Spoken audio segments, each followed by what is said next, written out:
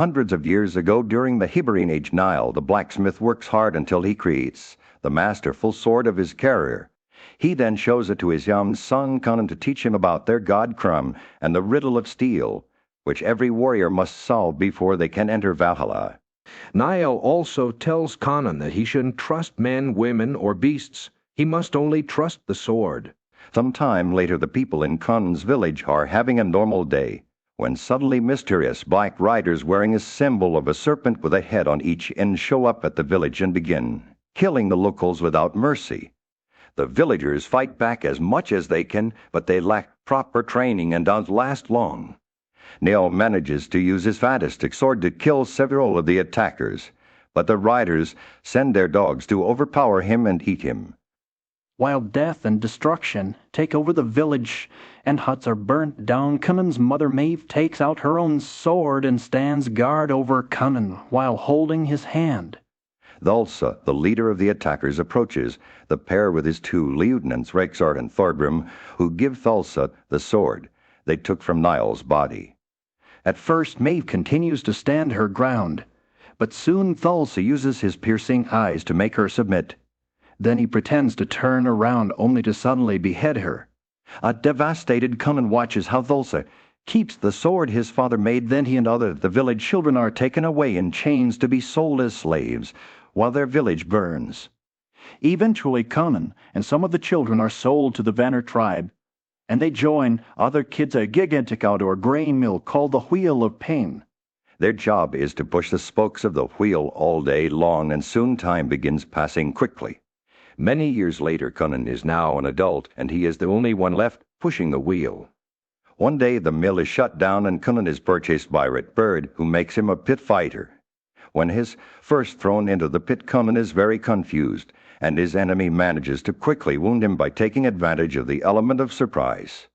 But quickly Conan catches on and fights back using the muscles and strength he gained through years of pushing the wheel to easily get his first victory. Soon Conan is participating in all sorts of dangerous pit fights and winning them all, earning a flawless reputation and lots of gold for Redbird, who compensates Conan with weapons, good wine, and even a woman, so he can have his first time. Eventually Conan becomes the local champion, and Redbird decides to take him to the Far East, where he is trained in all manner of combat skills, weaponry, and philosophy. One evening, after drinking too much, Redbird takes Conan's headband and destroys it, announcing he is now a free man. On his way out, Conan finds himself being chased by wolves. He climbs a huge rock structure for safety and accidentally falls into a hole, only to discover a mysterious chamber. It turns out this is the tomb of an Atlantine general, so Conan takes the body's ancient sword and other equipment for protection, seeing it as a blessing from Crum.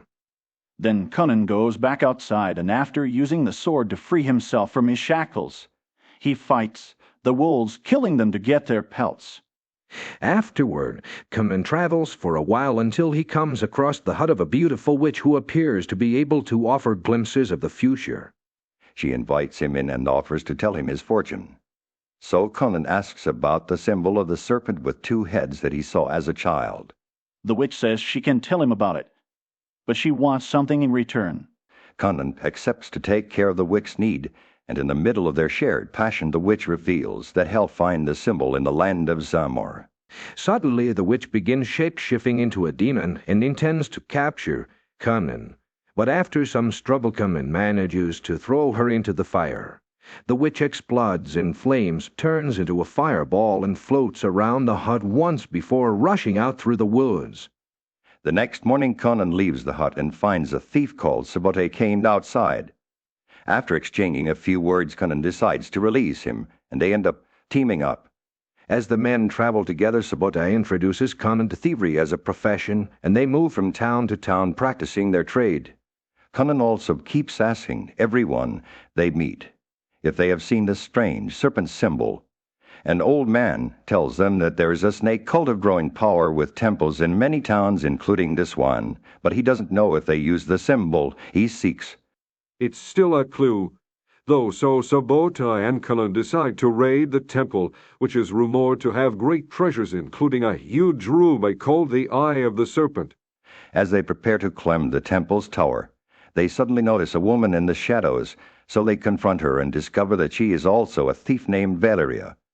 After she accepts to join forces with them, the trio climbs the tower, and Valeria checks out the upper level while Conan and Sabota continue down into a pit containing the serpent's eye, which is guarded by a huge snake. Fortunately, the snake is sleeping, so the duo proceeds to steal everything they can carry, including the eye of the serpent. On the upper level, Rixor is the one carrying on the ceremony as a young girl strips and prepares to be thrown into the snake pit to be consumed by the serpent as part of the ritual. Conan is about to leave when he sees a medallion on the wall that matches, the symbol of the killers that destroyed his village.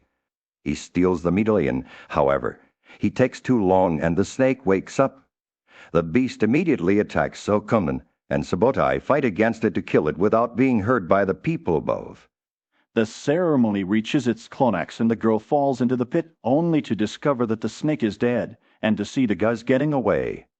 As all the followers panic, Rixor calls a guard to stop them, but Valeria surprises them from behind and kills the guard. Then she pushes him into the pit so she can use the moving rope to escape and join her new friends outside. In order to escape, they just jump into the pool. During the next few days, the thieves use their new fortune to celebrate with good food and wine. Conan allows Valeria to keep the eye of the serpent, and the two of them start spending lots of naughty time together. Eventually, so much drinking and eating takes a toll on them, and they're so tired that they are easily captured by the king's guard. When they are taken to see the king, they expect to be punished, but they are surprised when the king congratulates them for standing up to the cult. He pays them to go after his daughter, Princess Gesimina, who has joined the cult and is currently traveling to meet its leader, Thalsa. Later in private, Valeria explains she doesn't want to risk their current happiness, so she advises against going after the princess. Sadly, she wakes up the next morning to find Conan gone. Has accepted the mission to save the princess, but it's just an excuse to get revenge against Thulsa. Conan begins making his way to Thulsa's mountain of power temple in the east, riding as long as daylight allows it and stopping anyone he sees on the road to ask for clues using the medallion he stole. One day he comes across a sacred place attended by an old wizard called Akairo. The men quickly become friends, and Akairo warns Conan of Thulsa's great magical power. Using Akairo's tips and his camel, Conan disguises himself as a follower and goes to the temple of Set, where he notices the huge amount of followers waiting and the priests who arrive to give out ceremonial robes for the ritual. Conan pretends to need a priest's guidance and asks him to talk in private, only to knock the guy out and steal his uniform. Wearing the priest's robes, Conan sneaks into the group and goes up the temple's steps, but one of the guards recognizes the medallion he carries as part of the stolen treasure and warns the lieutenants. While Thulsa offers a speech to his followers, Thorgrim and Rexor surprise Conan from behind and capture him, while all the followers run away in panic. Afterward, Conan is beaten up and taken to Thulsa, who complains about everything Conan did during the last ceremony. Conan points out that Thulsa killed his parents first, but Thulsa did so much killing in his life that he doesn't remember Conan or his village. Then he says that steel is strong, but flesh is stronger, and to prove his point, he sends one of his female followers off a nearby cliff, causing her to fall to her death. In the end, Thulsa orders that Conan be crucified on the tree of woe. Conan is left in the desert, nailed to the ancient tree, so he can die slowly and painfully. Sometimes birds land on his body to feed, but even in his weak state, Conan is always quick to scare them off. After a few days, Conan is nearly dead, but thankfully Subotai shows up to rescue him. Afterward, together with Valeria, Subotai takes Conan to Akairo for healing. The wizard paints Conan with the script of an ancient language and several symbols. Then he tells them that this night the spirits of the underworld will come and try to take Conan's spirit back with them. Valeria says that she will fight them, and when Akairo warns that the gods will extract a heavy price for defying them in such a manner, Valeria swears she is willing to pay it. Later that night, a strong wind begins howling and the sky turns red. Akairo runs to hide in his hut, and when the spirits try to take Conan's body, Valeria jumps on top of him and begins fighting them off, while Sabotai helps her hold Conan down. There's lots of struggle, but Valeria manages to keep all the spirits away, and they leave without Conan. In the morning, Conan wakes up completely healed, and Valeria promises to always fight by his side. Afterward, Conan learns that Thulsa's mountain has cave entrances on the far side connecting with the interior of the temple, so he makes a plan. The trio paints themselves with warrior camouflage and enter the temple through the rear, where they find lots of men working for Thulsa. They quietly make their way inside until they reach the throne room, where there's people are getting fresh dye in a big group, while a servant fills bowls with a green stew made of human flesh. Princess Isemina is there too, sitting by the throne where Thulsa is, watching everything with his creepy eyes. Suddenly those eyes go from blue to animal-like, and Thulsa transforms into a serpent. Next, the tray splits to proceed with the plan. Valeria sets the drapes on fire, and Sabotai kills the guy serving the stew. As utter chaos takes over the room, the tray comes out and begins fighting the guards. Thulsa quickly slides his way out of there, and Valeria reaches the throne to grab Isemina while Sabotai pours the hot stew on the floor to slow the guards down. Rixor shows up and recognizes Conan, so he attacks him with a double-bladed axe as he's joined by Thorgrim, who brings his large warhammer. For a moment, Conan fears that he's becoming overpowered, but suddenly Thorgrim's warhammer dislodges a pillar, causing some of the ornate masonry to fall on him and Rixor giving Conan a chance to flee. Valeria is having trouble with Isemina because she refuses to leave, so Conan is forced to carry her on his shooters. The tray runs out of the building as Valeria kills the last few guards who try to follow them. While the group escapes on their horses, Thulsa comes outside in human form and swears revenge. He puts a spell on a snake to transform it into a poison arrow, then he shoots it and wounds Valeria in the leg. Conan rushes to her side, but it's too late. Valeria says this is the payment to the gods that Kara mentioned, and dies in Conan's arms. Moments later, he burns Valeria's body at a warrior's funeral, as she deserves. Isemina, who is tied to a nearby rock, tells Conan that the funeral pyre will be seen by Thulsa and he will attack. But Conan smiles, because that's exactly what he wants. Then Conan, Cairo, and Sabotai start preparing a defense by setting up booby traps and defensive spikes around the area. Conan also prays to his god Crom, which is something he never did before. Eventually Thulsa arrives with his lieutenants and a horde of men. At first, he stays far away to watch how his men fight for him.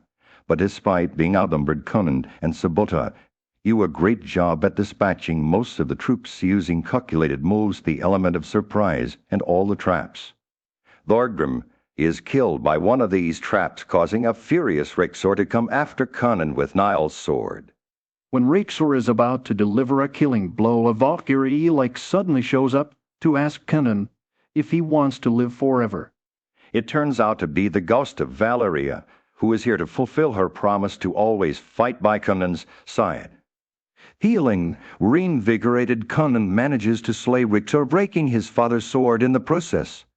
Seeing that his men have lost, Thulsa decides that if he can't have Isemina, nobody will, and prepares another enchanted snake arrow to kill her, despite the girl's desperate pleas for her leader to help her. However, Sabotai rushes up the hill and is able to block the snake with his shield at the last second.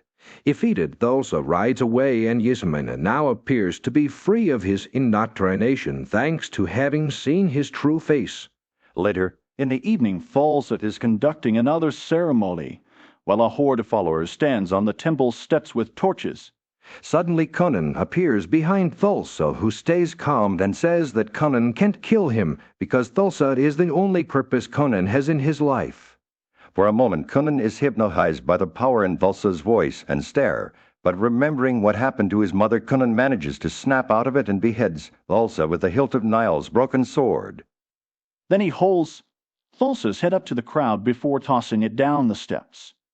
Seeing that their leader wasn't immortal or sacred, as they thought, the crowd throws their torches in the temple's pool, and all leave quietly.